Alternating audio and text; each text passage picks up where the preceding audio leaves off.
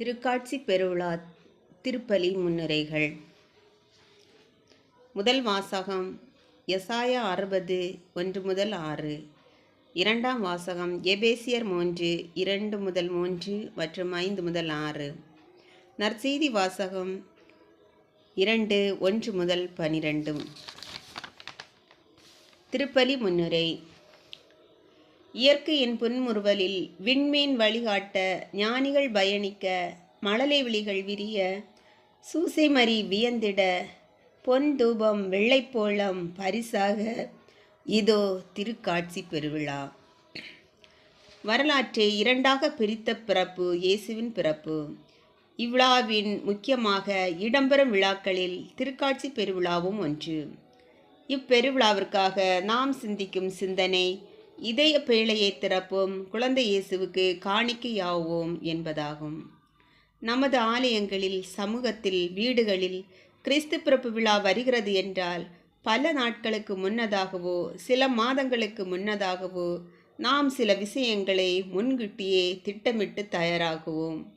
1. வீட்டை அலங்கரித்தல், சுத்தம் செய்தல், குடில் கட்டுதல், ஆடை ஆபரணங்கள் வாங்குதல், புதுவகை உணவுகளை சமைத்தல், உண்ணுதல், சுற்றுலா செல்லுதல் என்பன.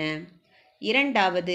முதியோர் காப்பகம், மனநல காப்பகம், ஊனமுற்றோர் இல்லம் ஆகியவற்றிற்கு சென்று உணவளித்தல், ஏழைகளை இனம் கண்டு நலத்திட்டங்களை செய்தல், புற்றுநோய் போன்ற கொடிய நோயாளிகளை சந்தித்து உதவுதல், இவ்வாறு நம்மால் இயன்ற உதவிகளை செய்தல். இவ்விரண்டிலும் எது சிறந்தது சிந்திப்போம். நம்முடைய மைய சிந்தனையின் அடிப்படையில் நம் இதய பேழையை திறந்து அதில் இருக்கும் எவற்றை காணிக்கையாக போகிறோம். மேற்கூறிய இரண்டு செயல்களிலும் எதை குழந்தை இயேசு தனதாக்கி கொள்ள விரும்புகிறார்? இரண்டாவது செயலினையே.